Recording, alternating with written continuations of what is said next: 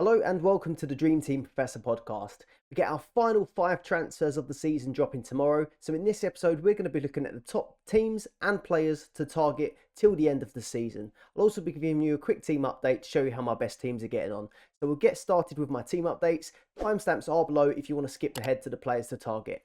So this is my vlog team.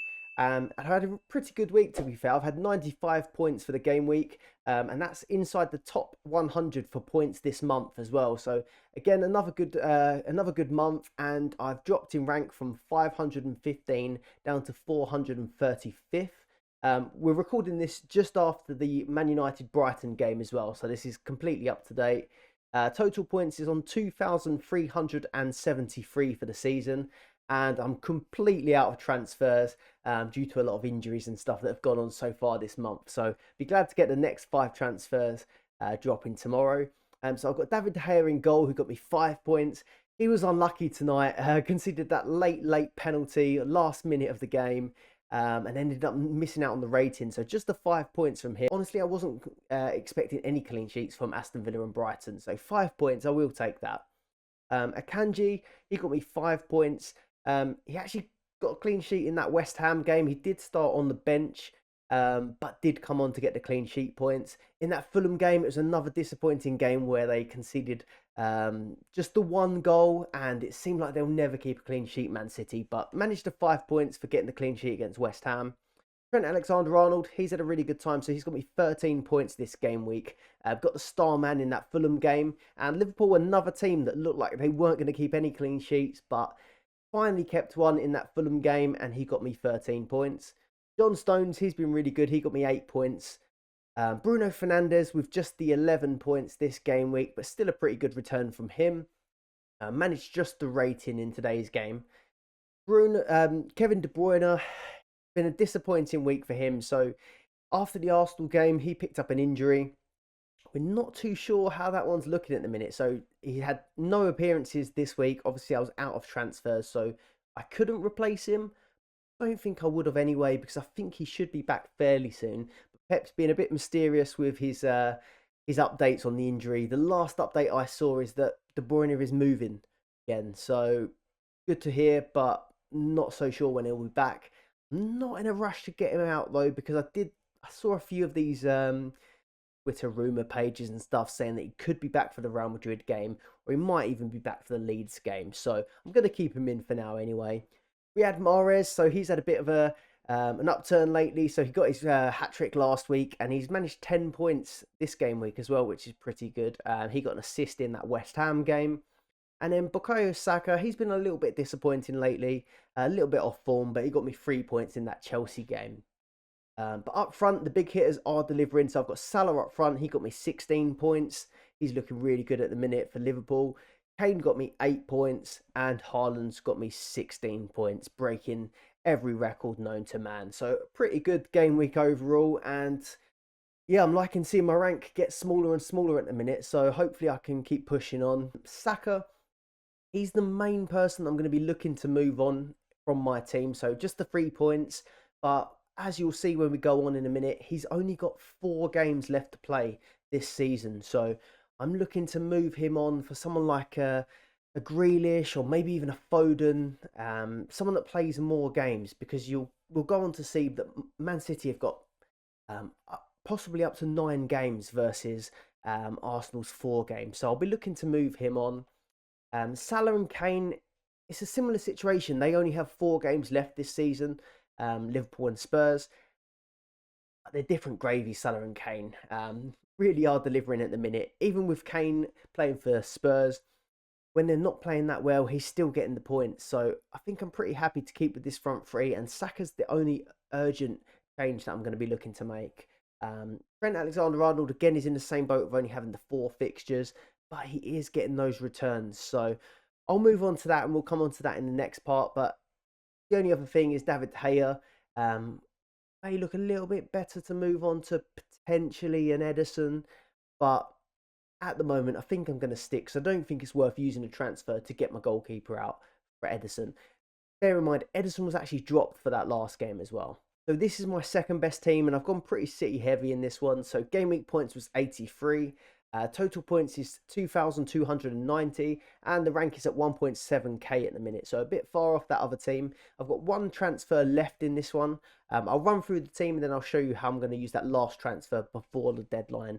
I'm filming this on Thursday, so I can get that done before we get our Friday transfers. So I've got Edison in goal, who got me -1, and annoyingly, Ortega was the keeper for that West Ham game. So Ortega was the one that picked up the clean sheet points, not Edison. Akanji actually did start on the bench, but he did come on for that clean sheet, so he got me 5 points. Diaz got me 8. Laporte, he's been really, really disappointing. So I brought Laporte in as the Ake replacement when Ake got injured. He then went on to play no games this week, and Ake came back and scored a header in that game. So overall, that was a pretty crap transfer. John Stone's got me 8 points, though. He's been good. Bruyne, same story. 2 matches, didn't play, injured at the moment. Bruno Fernandes, 11 points. And then I've got Jack Grealish in this team, so he got me 12 points. He's been really good lately, chipping along. And the front three is exactly the same. Salah, Kane and Haaland.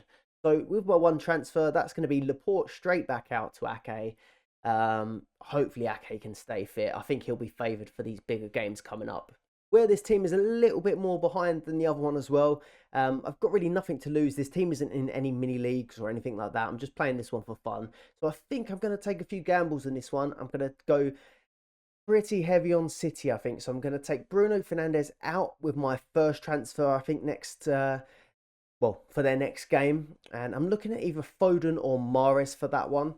Actually leaning towards Mahrez because I think that Mahrez gets that Leeds game, and I do think that for that Real Madrid fixture on that right hand side, I think they'll go with Bernardo. He seems to be the one that's trusted for these Champions League games. So Mahrez against Leeds, I think that should be a fairly good fixture to replace Bruno Fernandes. Then I'll wait for the lineups as well to come out just to check that Alvarez is playing. I think I'm going to go a little bit more aggressive and try and bring Alvarez in for Kane. I'm not too keen on that move for my main team. I still think Salah, Kane, Haaland is a really good front three to go with.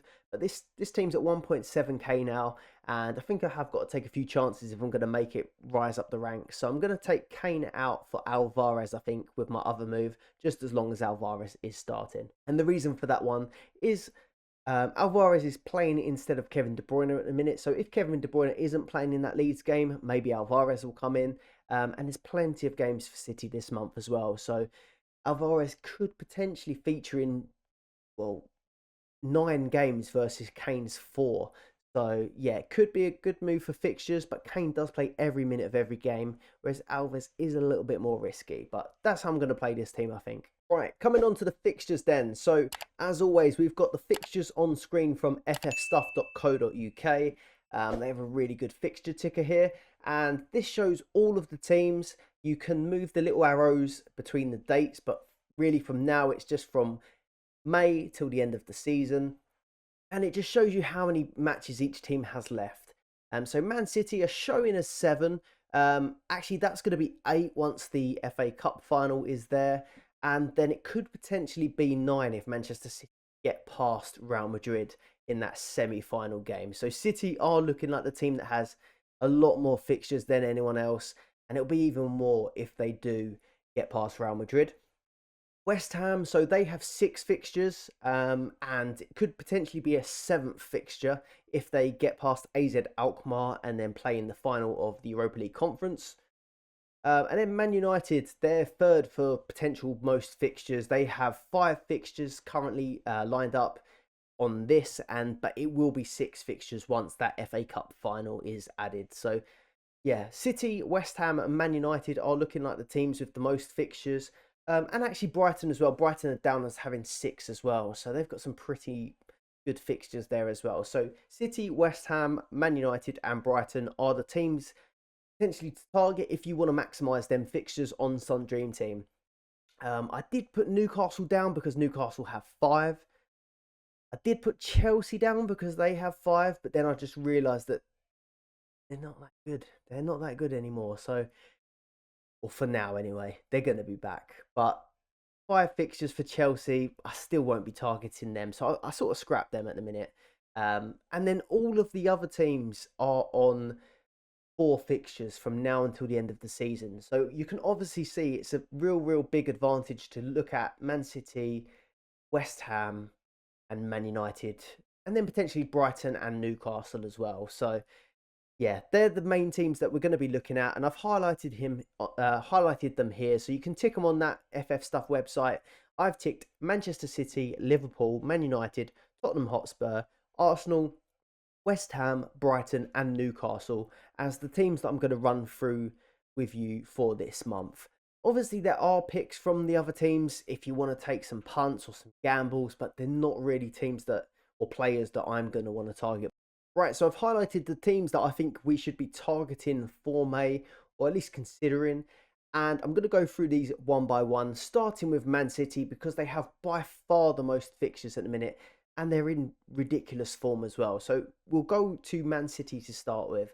So they have 8 guaranteed games in May, and they could have 9 games if they beat Real Madrid, so and get to that Champions League final. Obviously, still on for the treble as well, and they are looking very, very good.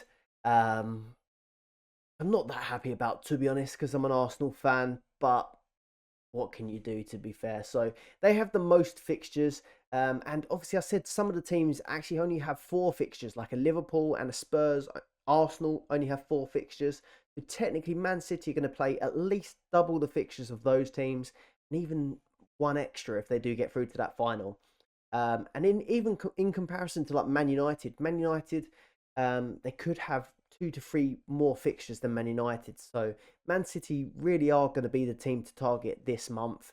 And their next game is Leeds at home. And the last time Manchester City played Leeds at home, it ended in a 7-0 win for Manchester City. So probably isn't looking good for Leeds, apart from they have just signed a world-class manager in Sam Allardyce. He's up there, in his own words, with Pep, Klopp, and Arteta. So we'll see if the Allardyce effect is in full force for that Leeds game.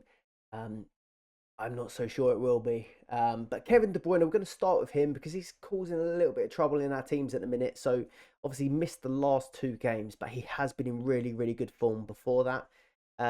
Like I said, I've seen a few people on Twitter and stuff saying that they expect him to be back, but nothing official. I'm going to keep him in my team because I just think if he does come back, I'm going to want him straight away. So I don't want to waste one of my last 5 transfers, taking him out and maybe bringing him back in. So I'm going to keep him in there for now. He did get 15 points in that Arsenal game. So he's a really, really good player to keep.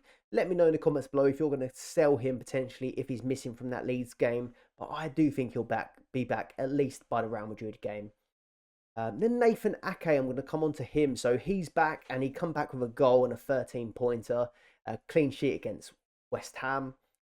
And the fixtures are looking pretty good for clean sheets. So hopefully City can start keeping some because they haven't been great. The only clean sheets they have been keeping haven't even been in the Premier League. I think they got one against Sheffield United and they got one against Bayern, I believe. So yeah, it's a long, long time ago they got one in the Premier League, I think, before this game.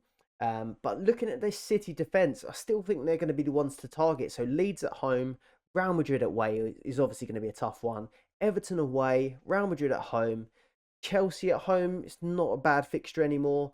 Brighton away, and then Man United in that FA Cup game. Actually, on FF Stuff, they did miss out a fixture. I think it caused some problems with the FA Cup final getting added in. There is a Brentford at home game added in. So Leeds, Real Madrid, Everton, Real Madrid again, Chelsea, Brighton, Brentford, and Man United. So a ton of games, and they do look pretty good on paper still. So if you are targeting defenders, obviously City do rotate quite a lot. So which ones would you want to go for? Walker, Diaz, Ake, and Stones started the last one, and Walker has actually been starting quite a lot recently. Akanji is still a really good option. I'm starting to think though that Walker probably will play both those Real Madrid games, which means Akanji could potentially play the easier fixtures, which still might work out okay. So the games that are either side of the Real Madrid games are Leeds, Everton, and Chelsea. So if you've got Akanji, they're looking like good fixtures potentially. If I had to rank these Man City defenders in order of who I think are the best to own at the minute. I'd probably say John Stones first because he's getting attacking returns as well. He's playing more advanced in this new position that everyone seems to be doing now. So John Stones, I'd say he's the best. I'd probably then say Ake, just because again he does seem to be quite a threat from corners. Then Ruben Diaz in third, which he's quite expensive to be ranked third, to be honest. So Stones, Ake, Diaz, and it's a bit of a toss up between Akanji and Walker. I actually think Akanji. I actually think that Walker will be trusted for the bigger games. Akanji might get the games that lead to clean sheets. So it's a bit of a toss up, really. But Stones, Ake, Diaz, Akanji, and then Walker, in my opinion, just because Walker might get the Real Madrid games, and I think they're obviously less likely to get clean sheets in that one. Then on to midfielders, and Man City have a lot of good options in midfield. If you do have a good budget and you've built a good budget up over the course of the season, I honestly do think this could potentially be the month to go all in on City midfielders if you can afford it. Obviously, wait and see what Kevin De Bruyne is like for his injury, whether or not he returns. But I've just brought up the graphic just from the Dream Team website, but I've also added in their goals and assists for the season. So Kevin De Bruyne has got 9 goals and 26 assists for the season, and he's on 227 points. If you're watching on YouTube, you can see it on there. Riyad Mahrez, 15 goals and 10 assists for the season, 182 points. Then he's followed by Foden, who's got 14 goals and 8 assists, 162 points. And then Jack Grealish at 5 goals and 12 assists, 140 points. So even though Jack Grealish has been one of the midfielders that's sort of nailed on every week at the minute and having a really, really good time, he still is behind Mahrez and Foden, who have been in and out of the team. And it just goes to show really how much those goals do impact things. Grealish is on 12 assists now, but 15 goals from Mahrez and 14 goals from Foden really have them quite up there ahead of him. So I think all 4 options are pretty good. And I will be looking to potentially have 4 by the end of the season. The only people that I think outside of these City midfielders that could be a real competition in May are Bruno Fernandes. Obviously, he's a really good asset to have from Man United, but they have a few less fixtures. I was quite keen on Bowen, but they've had a little bit of a dip at the minute, West Ham. And then maybe Matoma and March, but they haven't really been at it like they were early in the season. So we'll come on to Brighton in a minute, but I do think it's pretty boring. But Mahrez, Foden, Grealish, De Bruyne, they've got the most fixtures. They're probably the most, well, they've got the most attacking returns as well, a lot of them. So I do think that these are the best players to target really in May. I'll be looking to go all in on City, to be honest. Then someone that's a little bit more out there, seen him get a lot of love. I listened to the Dream Team Tonic podcast as well, and there was a lot of love for Alvarez on that podcast. So definitely check that out as well for your extra planning for May. They had a really good transfer special out. Alvarez, so with Kevin De Bruyne out of the team, Pep's really been bigging him up and praising him, and to right, really, he's a really great player. 14 goals, 6 assists, and it will be a big differential. But he's starting in that Kevin De Bruyne sort of role, a little bit behind Haaland. Obviously, he is an attacker, really. But with Kevin De Bruyne being out of the team, Alvarez has been in, and he's been doing really well. I think he got 18 points last game week. So he is a really, really good option. 14 goals, 6 assists for the season. I don't think I'll be doing it just because he's a striker and I've got Kane, Salah, Haaland. Even though he does have more fixtures potentially than these guys, I just think Kane and Salah are nailed on. So they'll get 90 minutes for all 4 games. Rashford's obviously another option as well. He'll have a few more fixtures. I'm just not quite sure. I'm in a position where I need to be gambling on Alvarez at the minute, but I do think he could be a better option a bit later, maybe after those Real Madrid games. They've got double game weeks the whole way through May. But all I'm thinking is potentially if Kevin De Bruyne is back, Alvarez might get Leeds. I don't think he'll get Real Madrid. He might get a few minutes. Probably get Everton, but then I'm still not sure he'll get the Real Madrid fixture. Maybe if they're chasing, he might. Yeah, I at least those first four fixtures, I don't think he'll get many more minutes than a Salah and Kane, in my opinion. I might be wrong if Kevin De Bruyne is ruled out completely, but I don't think I'll be doing it yet. But it is something to consider that obviously if they get past Real Madrid or even before that, they're going to have a lot more games. So he could be a punt if you're looking to do something a little bit different. Maybe if you're chasing in your mini league and someone else does have Kane, Salah, Haaland, or Kane, Rashford, Haaland, and you want to get someone completely different and you want to try and close the gap, maybe that's a gamble you want to take. But not not going to happen in my main team. But like I said, I might try it in my second team because there's not too much to play for in that one. Sorry, that was a long focus on Man City, but they have the most fixtures, they have the best players, so it's only right we spend the most time on them. So next we will come on to Manchester United. But before we do that, if you're enjoying the video so far, please do leave a like on it if you're watching on YouTube and subscribe to the YouTube channel. If you're listening on a podcast platform, please do leave us a follow on there as well. It really does help out the channel. So Man United, I actually wrote this slide before the Brighton game.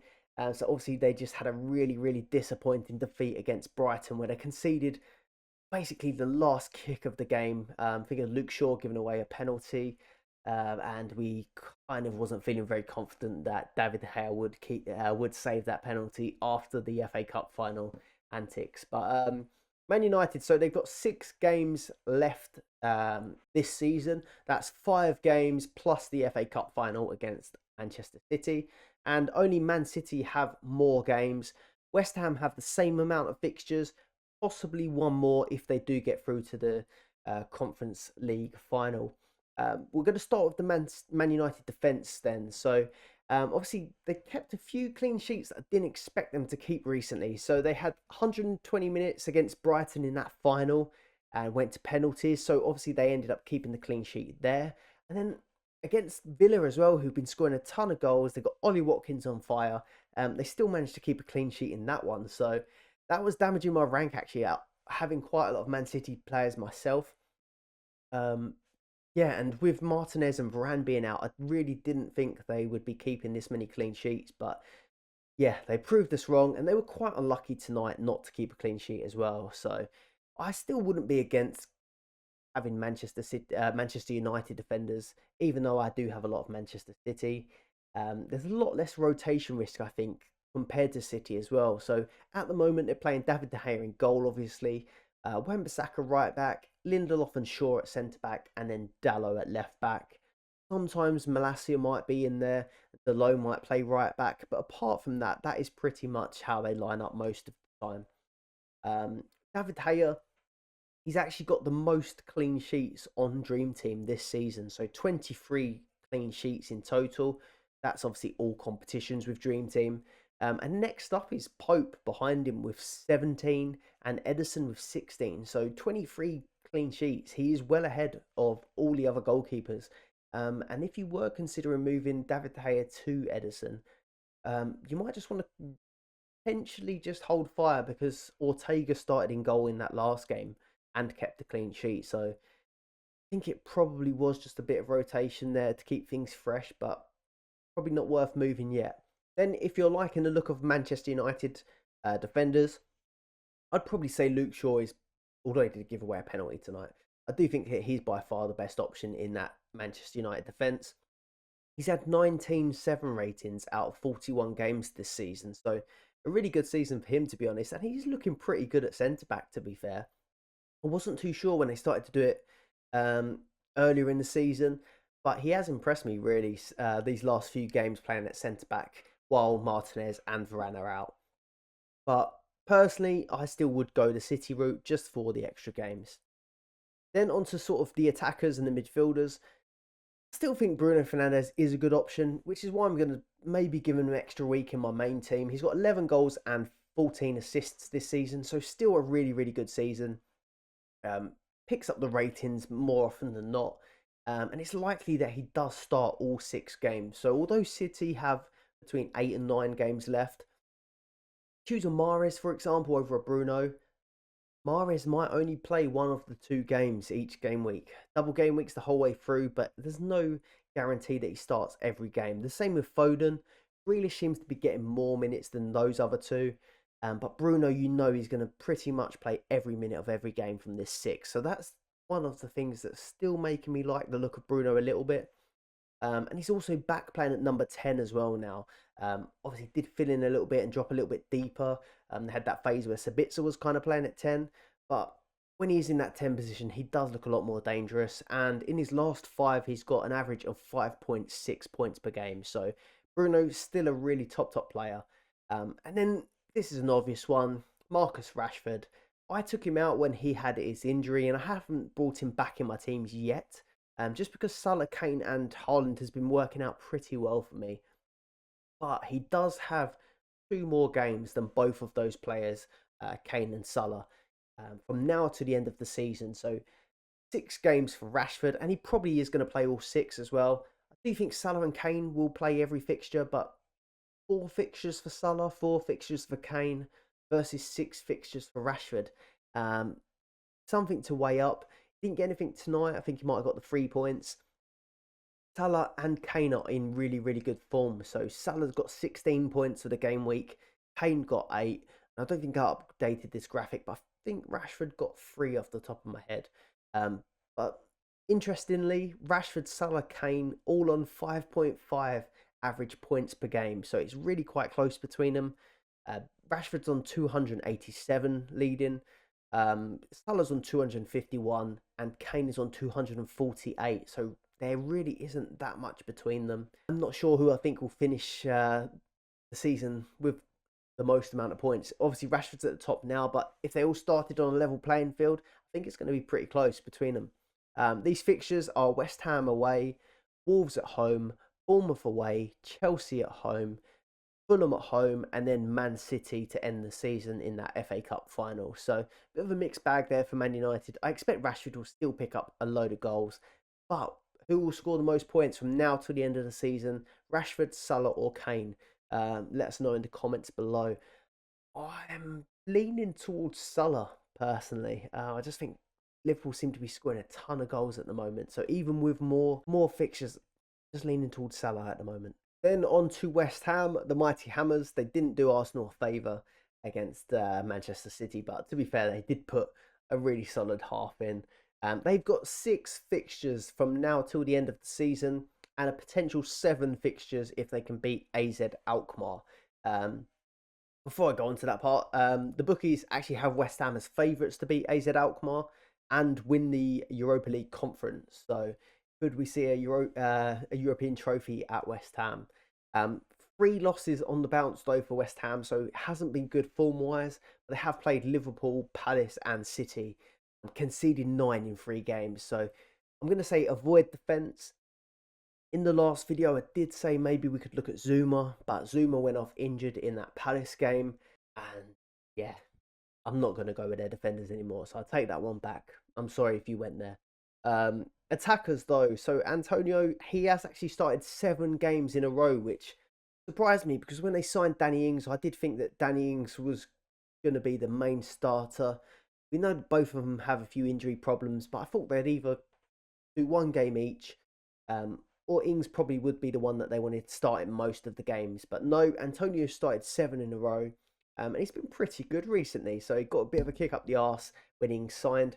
But there's much better forwards out there. So I wouldn't be bringing Antonio in, but he is someone to consider if you fancy a gamble. Bowen, though, I think he's probably the best option, or he is the best option, really, from West Ham.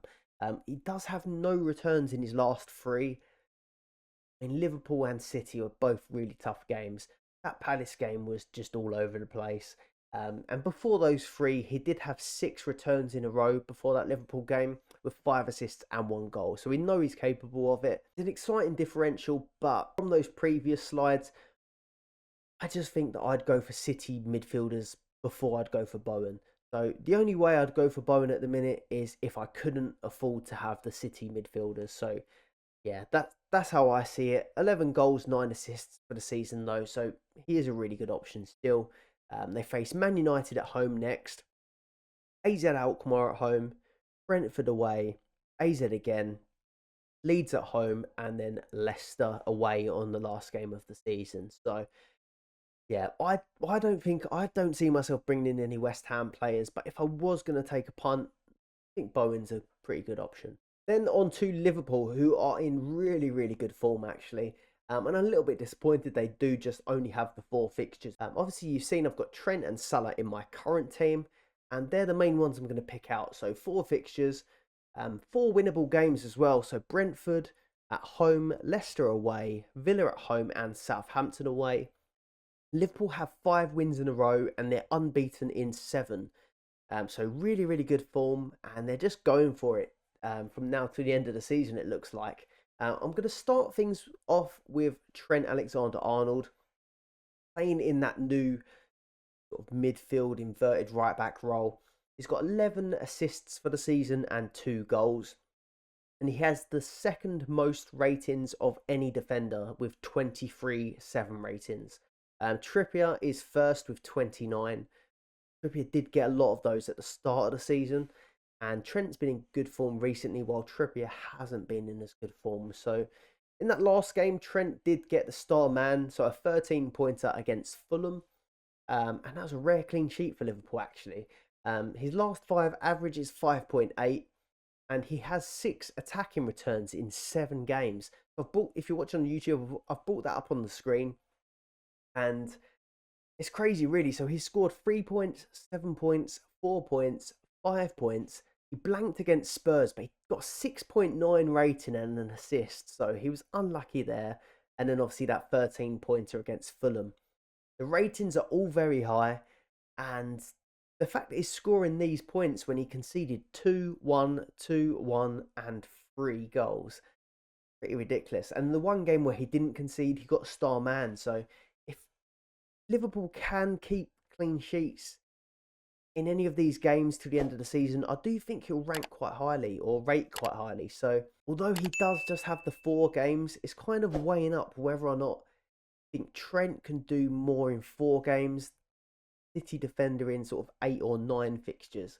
I've pulled up a few random examples of this just to compare. So if Trent's averaging 5 points per game, we could sort of assume that in these last 4 games he could get 20 points. If we took an Akanji, for example, he got 21 points from his last 9 games. So it is really close between those two, for example. I'd probably go for Trent just because he has a higher upside. But if you do compare that to Stones, in 9 games, Stones has 33 points. Or Ruben Diaz, because they're around the same sort of price point, Ruben Diaz has 15 points from his last 9 games. As you can see, with Trent's points per game, there is a very good chance that he could potentially score more points in 4 games than City defenders do in 9. But the only difference is that City haven't been keeping clean sheets recently. They can get a string of clean sheets in that 9 games. The points returned from these defenders will be a lot higher. So that's something to weigh up. So another question for you guys. Who do you think scores more points, for example? Trent Alexander-Arnold in 4 games, or a City defender, let's say Diaz. Stones has been a bit of an outlier with these attacking returns. So let's say Trent versus Diaz, for example. Who do you think scores more points? Trent in the 4 fixtures or Diaz in the 9? Let us know in the comments below. We'll move on to Salah. And I'll round that off by saying I'm pretty sure I'm going to keep Trent. I don't want to influence you in any way, but I think I'm going to at least keep him for the next couple of games. On to Salah. So Salah in his last 5, he has 7.4 points per game, 5 goals in his last 5 games as well. So Salah's really hit form. They have had these home fixtures where Salah does seem to pick up most of his points, and he's finding a way to put penalties in now as well. So yeah, he stops skying the penalties. He looks like a really good option. The only thing is that Rashford does have the extra 2 games, so that's something that's playing in the back of my mind. I do think Salah is a really, really good pick, and if you do have Salah in your team at the minute, I wouldn't be in any rush to take Salah out, to be fair. So they face Brentford at home, Leicester away, Villa at home, and Southampton away. So pretty good fixtures, and they're in really, really good form. Got no rotation risk from Salah, so I think I'll be keeping on to Salah just for a little while longer. And in terms of other options, You have got Jota, you have got Gakpo, you have got Darwin, you've got Luis Diaz, who's back as well now, who's been playing quite well. But if you're looking at these more budget options, in that case, I would go for an Alvarez up front. Then on to Brighton. So 6 games remaining for Brighton. And again, I did this slide before the Brighton Man United game. That might be a little bit wrong. So 6 games remaining for Brighton. And they beat Manchester United today with the last kick of the game, a penalty from McAllister. They've got some tough fixtures actually. So they've got Everton at home, which is an okay game on paper. Arsenal away, Newcastle away look like 2 tough ones. Southampton at home, Man City at home, and then Villa away. I do think that the Brighton midfielders that we were also keen on earlier in the season have gone a little bit off the boil. We're starting to see a bit of rotation as well in this busy period of fixtures. March and Matoma have both been rested for 1 game at least this week. They did come off the bench, but they didn't start both fixtures. And they've had Enciso and Buonanotte starting games as well in their place. So they are trying a few different things. Matoma's gone 6 matches without an attack in return.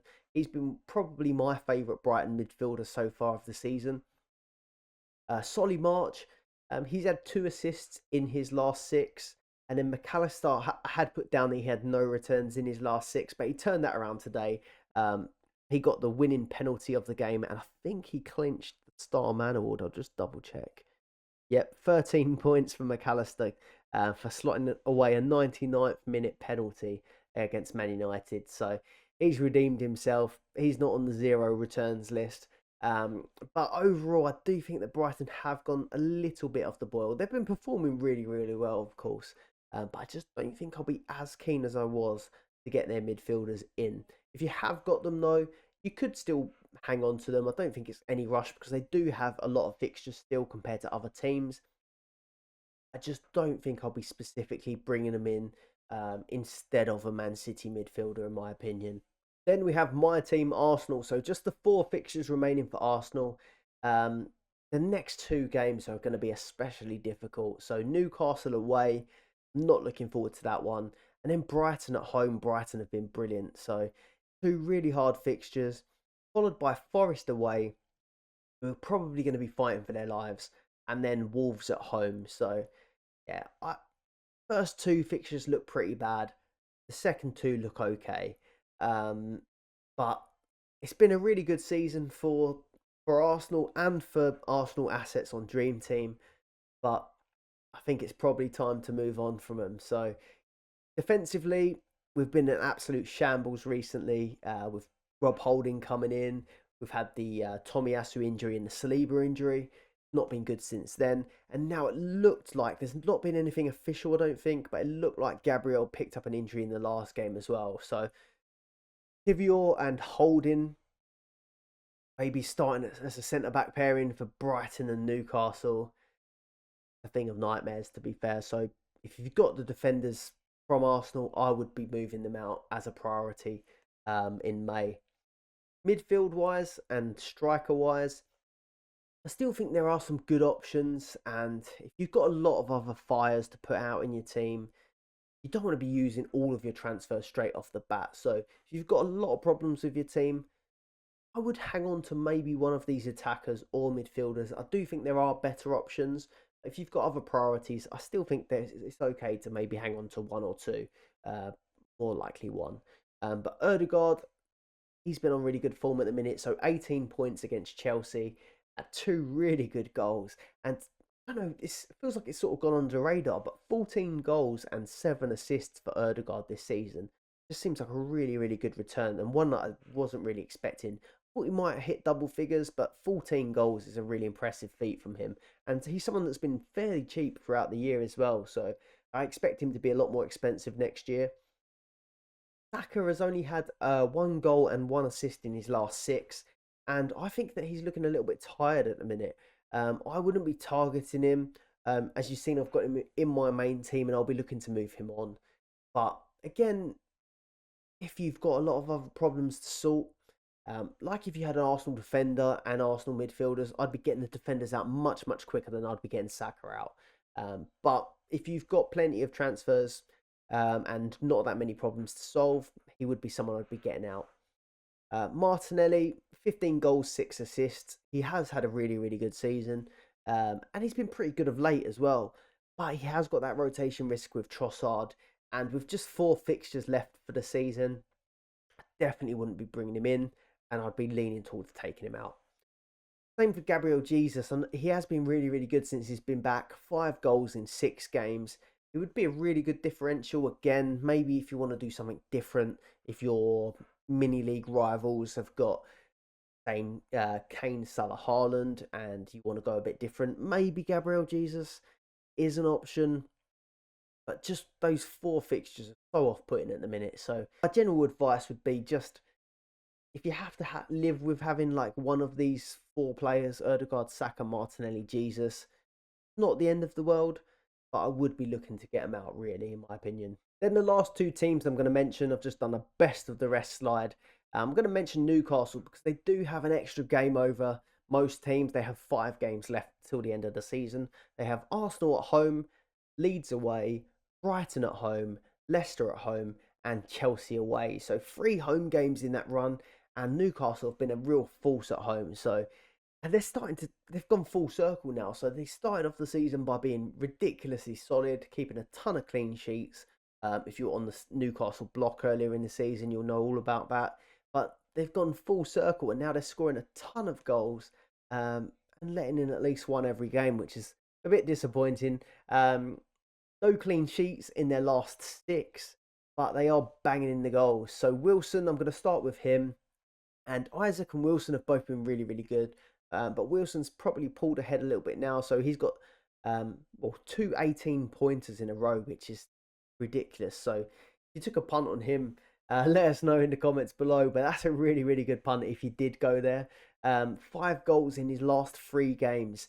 So again, it could be a good option. Him and Isak have been rotating quite a lot. When they do play together, I think Isak goes out on the left. Yeah, if you're going to take a punt, Wilson could be up there as an option, but it is a punt. Isak, 2 goals, 1 assist in his last 3. Again, them 2, they are really 2 good players to have in your team. But dream team-wise, I think I still would be going for the big hitters. Salah, Kane, Haaland, and Rashford. Kieran Trippier is the last person I'm going to mention. So they do have 5 games. If Newcastle were the Newcastle at the start of the season looking quite solid, I'd have no problems having Trippier in 4 or 5 fixtures, but no clean sheets in their last 6, no returns in his last 6 in the way of goals and assists, isn't looking great. So I probably would be leaning towards moving Trippier on. And if it was Trippier versus Trent, although Trippier has the extra fixture, I still think I'd be going for Trent.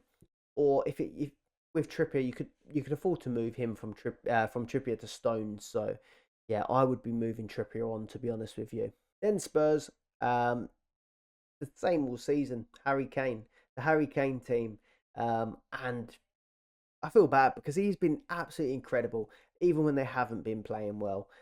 They just have the 4 games: Crystal Palace at home, Villa away, Brentford at home, and Leeds away. So actually pretty good games on paper. But Harry Kane, 27 goals, 6 assists, and he's got 7 goals, 1 assist, 3 Star Man awards in his last 8 games. On YouTube, I've brought the graphic up from Dream Team on the screen. 1 blank in that run. 1, 2, 3, 4, 5, 6, 7, 8 games. He's had 1 blank and a ton of returns. So really, really, really good form from Harry Kane, even when they're not playing that well. So with these fixtures, I still would be backing Harry Kane, to be honest with you. He's been really good. That is everything for this episode. If you do have any transfer dilemmas or you want my advice with any of your transfer plans, do leave a comment below. I'll get back to you with my thoughts. If you've enjoyed this episode, please do leave a like and subscribe to the channel to get kept up to date with all the latest Fun Dream Team content. Good luck in May, and we'll see you on the next episode. Goodbye.